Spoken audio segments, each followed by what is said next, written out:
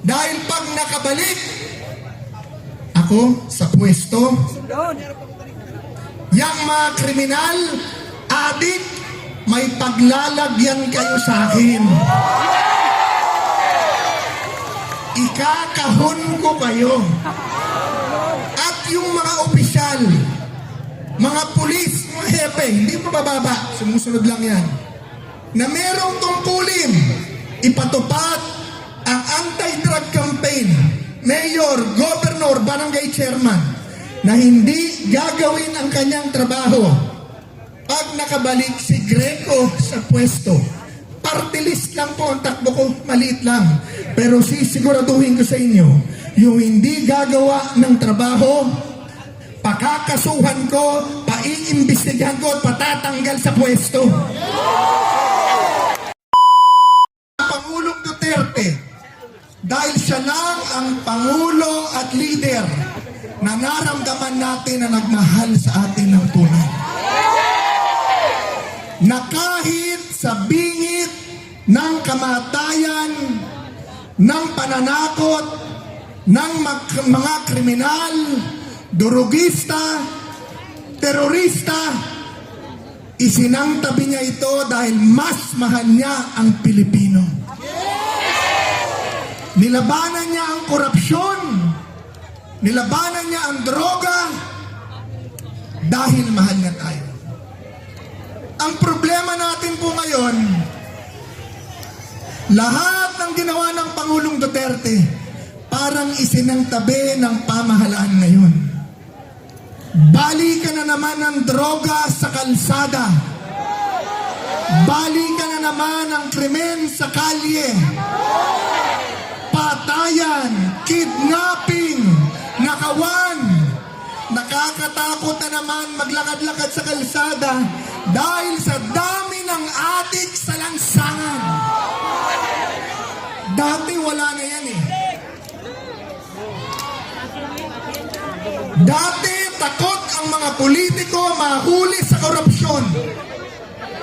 Yung po ang trabaho namin. Pero inalis ng gobyerno ito ang opisina na itinatag para labanan, imbestigahan ang korupsyon. Kaya ngayon, malaki na naman ang korupsyon. Mahirap na naman ang tao. Walang trabaho. Umiikot po ako, kaming lahat naikot. Ang mukha ng mga tao parang hopeless na. Wala ng pag-asa, hindi alam kung saan pupunta, saan aas. Wala. Dahil walang maibigay ang gobyerno na oportunidad magtrabaho. Puro ayuda, ayuda, ayuda ng ayuda. Wala namang yumayaman sa ayuda. Okay lang sa akin yung nagbibigay ng tulong sa tao. Maganda po yan. Tanggapin nyo. Pag binigyan kayo ng 5,000, humingi pa kayo ng 10,000. Pag humingi ng 10, pagbigay pa, humingi pa kayo ng 20,000. Pero naman natin yan. Ang problema ko po sa katakot-takot na ayuda ay pagtanggap nung binigyan, mahirap pa rin kayo. Wala pa rin tayong trabaho. Ang kailangan ng tao, trabaho para umasenso. Pero paano magkakatrabaho kung puro korupsyon at puro red tape ang gobyerno? Isang taon na wala pa ang papeles mo. Kaya po kami nagbabalik dito. Dahil pag nakabalik ako sa pwesto, yang mga kriminal, adik, may paglalagyan kayo sa akin. Ikakahon ko kayo. At yung mga opisyal, mga pulis, mga hepe, hindi mabababa, sumusunod lang yan, na merong tungkulin ipatupad ang anti-drug campaign, mayor, governor, barangay chairman, na hindi gagawin ang kanyang trabaho pag nakabalik si Greco sa pwesto. Party list lang po ang takbo ko, maliit lang. Pero sisiguraduhin ko sa inyo, yung hindi gagawa ng trabaho, pakakasuhan ko, paiimbestigahan ko at patatanggal sa pwesto.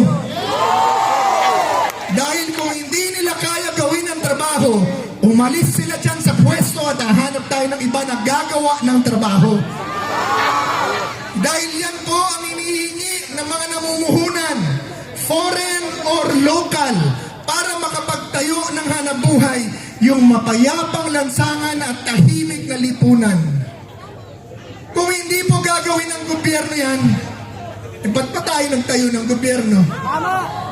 Kaya ho sa May 12, alam niyo po, pinag-iinteresan na nila, dayain ang eleksyon.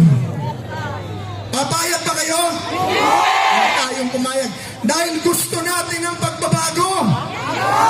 Taas ang kamao sa gusto ng pagbabago. Mga kababayan, mga kapatid, kailangan tayong bumoto ng tama. Pag-isipan po ninyong mabuti kung sino ang inyong boboto. Kunin nyo ng kunin yung pinamimigay na pera ng gobyerno. Pero pagdating ng eleksyon, pag-isipan nyo mabuti kung sino ang iboboto nyo at huwag kayong bumoto ng kurap. Yung mga inendorso ni Pangulong Duterte, hindi po kurap yan. At yung sobra-sobrang kapangyarihan na ibinigay natin sa Kongreso, sa Pangulo, at sa Pulis, babawasan at tatagain po natin para lumaya at gumaan ang buhay ng Pilipino.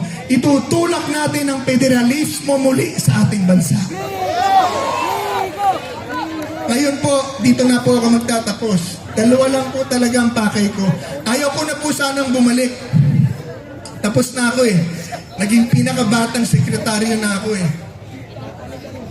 Naging chairman na ako ng PACC.